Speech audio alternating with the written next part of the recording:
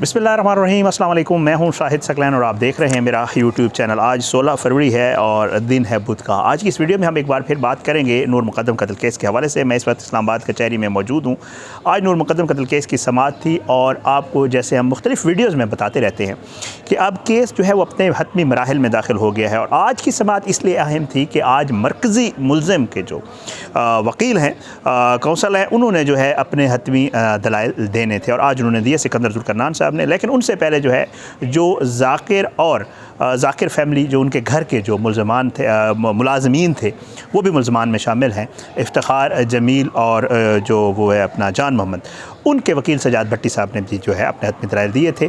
आज ये समाअत जो है 10 बजे के करीब तकरीबन शुरू हुई थी, लेकिन समाअत हुई, सजाद भट्टी साहब ने दलाइल दिए घंटे एक के, और फिर उसके बाद एक लंबा वक्फ़ा आ गया क्योंकि बताया गया कि सिकंदर जुल्करनैन साहब जो है वो सुप्रीम कोर्ट ऑफ पाकिस्तान में है, तो ज़ाहिर है वहाँ से वो आए। तकरीबन 2 बजे के करीब जो है उन्होंने अपने दलाइल का आगाज़ किया। लेकिन मैं ये कहूँगा कि आज जो पूरी एक समाअत हुई, पहले जो स्टेटमेंट्स आए, जो चीज़ें आई, उसके बाद आज पहली दफ़ा ऐसा लगा कि सिकंदर जुल्करनैन साहब जो है इस केस का रुख बिल्कुल मोड़ने की कोशिश उन्होंने अपने दलाइल में की। आज उन्होंने नूर मुक़द्दम का कातिल ज़ाहिर जाफ़र को नहीं कहा। उन्होंने कहा कि शायद नूर का कत्ल जो है वो ज़ाहिर ने नहीं किया, बल्कि ये गैरत के नाम पे कत्ल हुआ है। उन्होंने बाकायदा तौर पर ये कहा कि मैं ये प्रिज्यूम कर सकता हूँ कि इसको गैरत के नाम पर कत्ल किया गया और किसी की ईगो को सेटिस्फाई करने के लिए किया गया है। कत्ल ज़ाहिर ने नहीं किया, बल्कि घर में मौजूद कुछ और लोगों ने किया है। वो कुछ और लोग उसी घर में मौजूद थे, वो कुछ और लोग उस घर के किसी और कमरे में मौजूद थे या वो बेसमेंट में मौजूद थे। यही वजह है कि तफ्तीशी अफसर ने किसी और कमरे को सर्च नहीं किया और ना बेसमेंट के हवाले से नक्शे में बताया है। ये सारा केस जो है आज बनाया गया। थोड़ी सी कोशिश करूँगा खुलासा जो है वो आपके सामने रख दूँ। बहुत लंबी समाअत थी क्योंकि 5 बजे ख़त्म हुई, 2 बजे शुरू, 3-1 घंटे जो है कम दिए दलाइल। अगली दलाइल में अगली समाअत में जो है करम कुरैशी साहब देंगे। बहरहाल कोशिश करता हूँ कि जो रेलिवेंट चीज़ें हैं वो आपके सामने रख दूँ। आज जो है 2-3 चीज़ों के हवाले से सिकंदर जुल्करनैन साहब जो हैं उन्होंने कहा। सबसे पहले उन्होंने अपने केस का जो आगाज़ है, ज़ाहिर बात है ये जो दलाइल होते हैं इसमें एक जो आया होता है प्रोसिक्यूशन विटनेस, उसको लेकर जो है वो उसके हवाले से बताया भी जाता है। और फिर बहरहाल उन्होंने कहा कि जी 20 को अगर पता लग गया था, 20 को अगर कत्ल का पता लग गया था, नूर जो है 20 को जो है मामला हो गया था, तो जो पोस्टमार्टम है वो डिले किया गया जानबूझकर, 21 को करवाया गया। मॉर्निंग में, रात को भी हो सकता था, लेकिन क्योंकि स्टोरी बनानी थी तो इस वजह से इस पोस्टमार्टम को डिले किया गया। दूसरा एतराज़ उन्होंने कहा कि जी जब भी कहीं मर्डर होता है तो लाश को पहले सरदखाने यानी मॉर्चरी में ले जाया जाता है, लेकिन यहाँ पर एमरजेंसी ले जाया गया। दूसरा एतराज़ उन्होंने ये उठाया।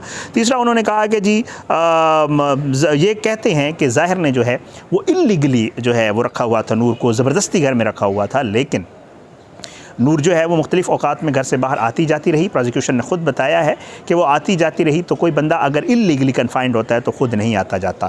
जो सिक्योरिटी गार्ड के कमरे में बंद करने का था, उसने कहा अगर उसने ज़बरदस्ती वहाँ पर रखा होता तो नूर जब खिड़की से छलांग लगा के सिक्योरिटी गार्ड के कमरे तक जाती है तो वहाँ पर वो खुद गार्ड के कमरे के अंदर जाती है और जब ज़ाहिर उसको वापस ले आता है तो उसके हाथ में कोई असला या कोई चाकू या कोई पिस्टल वगैरह कुछ भी नहीं होता, बल्कि उसे हाथ से पकड़ कर ले आता है।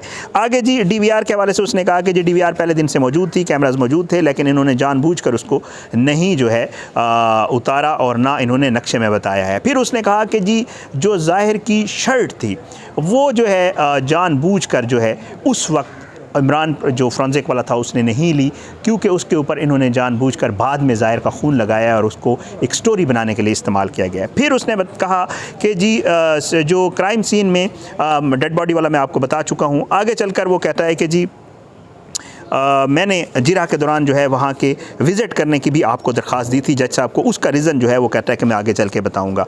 फिर वो कहता है कि जी रिमांड के लिए जब 21 से 23 तक जब जिस्मानी रिमांड लिया गया तो उस 23 को दोबारा पेश करना था ज़ाहिर को, लेकिन पेश नहीं किया गया और ये इल्लीगल कस्टडी है, क्योंकि उसे 24 को इन्होंने रिकवरियाँ भी कराई, DNA सैम्पलिंग भी हुई, दूसरे काम भी होते रहे, लेकिन उस अदालत में पेश नहीं किया गया। ये इलीगल कस्टडी है। और उसका जो टेस्ट किए गए थे DNA सैम्पलिंग और सेक्सुअल जो उसके टेस्ट किए गए थे उसके हवाले से उसने जिक्र किया। फिर वो आगे पोस्टमार्टम वाली खातून के ऊपर भी उसने जो है क्वेश्चन उठाया कि जी पोस्टमार्टम भी बहुत सारे लोगों ने किया है इसमें, और एक डॉक्टर कहती है मैंने नहीं किया, फिर दूसरी है, फिर बहुत सारे पोस्टमार्टम के हवाले से भी गवाह है, और फिर बाद में जो है वो कहता है कि जी दस्तखत जो है वो किसी और के हैं DNA सैम्पलिंग के ऊपर। आगे चल के जी उसने कहा कि जी अगर जो है इतला मिल गई थी तो जो पुलिस वाला गया है और जो उसने अपने बयान में लिखवाया है कि कौन कौन गया था, वो सारा बयान जो है वो एक दूसरे से लोगों के मैच ही नहीं कर रहे पुलिस वालों के कि कौन कौन वहाँ पर गया। अच्छा, उसके अलावा एक और अहम चीज़ 4-5 लोगों के हवाले से कि जी पुलिस वाले ने बताया कि जब मैं वहाँ पर पहुँचा तो वहाँ पर 4-5 लोग मौजूद थे। ये 4-5 लोग कौन थे, ये क्वेश्चन उठाया। यहाँ पर उसने कहा कि जी ये 4-5 लोग जो है, क्योंकि ये पुलिस के भी पहुँचने से पहले थे। पुलिस ये बताती है, मुख्तलिफ पुलिस के गवाहों ने, प्रोसिक्यूशन के गवाहों ने बताया, शौकत मुक़द्दम पहले से वहाँ मौजूद था, तो वो कहता है कि ये मामला जो है ये सरासर जो है लगता है कि ये गैरत के नाम पे कत्ल है। फिर उसने कारोकारी की भी मिसाल दी कि सिंध में आपको पता है कारोकारी के इस तरह के केसेस होते हैं। फिर हाई कोर्ट में भी उन्होंने एक मिसाल दी कि देखा है, आपको याद होगा कि हाई कोर्ट में एक लड़की को उसके घर वालों ने आके मार दिया था पसंद की, क्योंकि ये लिविंग रिलेशनशिप में थे और ये सारी चीज़ें थी। फिर वो कहते हैं कि जी हो सकता है वालिदैन को पता चला हो, यहाँ तो 19 का बता रहे हैं और फिर वो 18 का इनको पता था, वो घर से 18 से गायब थी प्रोसिक्यूशन, उनको पता चला हो। फिर उन्होंने जो सिकंदर जुल्करनैन है मरकज़ी मुल्ज़िम के जो वकील हैं, उसने कहा कि जी भाई एक ही है नूर का और उसको थ्रू आउट जो है वो शामिल तफ्तीश नहीं किया गया।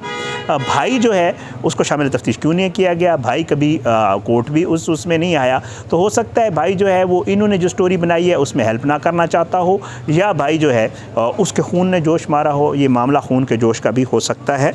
बहरहाल ये सारी चीज़ें जो है कही गई सिकंदर जुल्करनैन की तरफ से। फिर एक और जो है उनकी तरफ से दलील दी गई। उन्होंने कहा कि जी देखें, जब भी कोई कत्ल होता है या कोई मर्डर होता है, इन्होंने कहा कि जी नूर की गर्दन अलग की गई, ज़िबा किया गया उसको।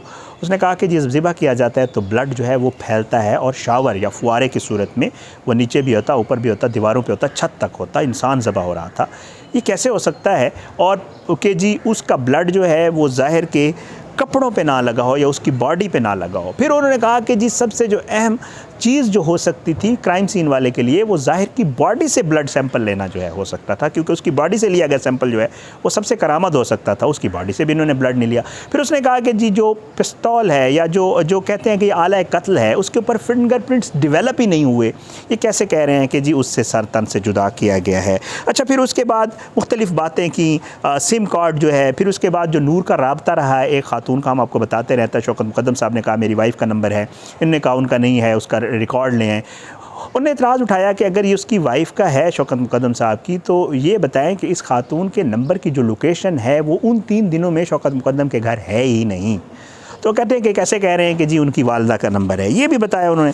अच्छा, फिर उसके बाद DVR, CCTV फुटेज, बहुत कुछ, चौकीदार के हवाले से, नक्शा जात के ऊपर, बेसमेंट के हवाले से उन्होंने बात की। हाँ, बेसमेंट के हवाले से बड़ी इंपॉर्टेंट बात, उन्होंने कहा कि जी बेसमेंट जो है उसके रास्ता है, एक तरफ से गाड़ी आती है दूसरी तरफ निकल जाती है, तो कहते हैं कि जानबूझकर इन्होंने एग्ज़िट पॉइंट्स, बेसमेंट और जो बाकी कमरे हैं उनको जानबूझकर इसलिए शामिल नहीं किया कि ये जो लोग, कुछ लोग मौजूद थे वहाँ पर, आज उनका टोटल मुद्दा जो है वो इसी तरह ही रहा है कि जो कुछ लोग थे उनको बचाने के लिए। 4 सिगरेट बट्स का उन्होंने कहा कि जी वो वाशरूम के उससे मिले, आज ये पहली दफ़ा सामने आया है। उन्होंने कहा कि उनके ऊपर 2 अननोन लोगों के फिंगरप्रिंट्स थे, उनको शामिल तफ्तीश उन्होंने नहीं किया। बहरहाल और भी बहुत सारी बातें उन्होंने की। मैं कहूँगा कि इंशाल्लाह अगली वीडियो में मज़ीद मैं पढ़ के, क्योंकि ये मैंने पढ़ा नहीं है, जो मेरे जहन में चीज़ें आ रही सारी आपको बताई हैं, मैं पढ़ के इंशाल्लाह अगली वीडियो में पूरी डिटेल में आपको बताऊंगा कि उन्होंने 3 घंटे की जो दलाइल थे उसमें किस किस चीज़ को पॉइंट आउट करके कोशिश की है कि इस केस का रुख कत्ल से गैरत के नाम पे कत्ल, कारोकारी, जोश, ईगो सेटिस्फेक्शन या किसी और तरफ मोड़ने की कोशिश की। और उन्होंने कहा है कि जी ज़ाहिर इस केस में बेगुनाह है, उसने कत्ल नहीं किया, नूर का कत्ल किसी और ने किया है।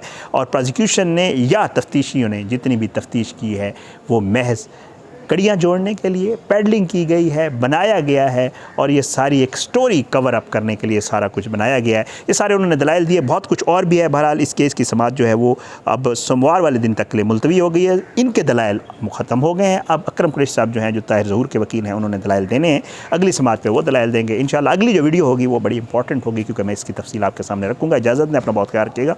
अल्लाह पाकिस्तान का आमीन, नासिर के खिलाफ साज़िश करने वालों को नाबूद करे। आमीन सुम्मा आमीन। पाकिस्तान जिंदाबाद। अल्लाह हाफ़िज़।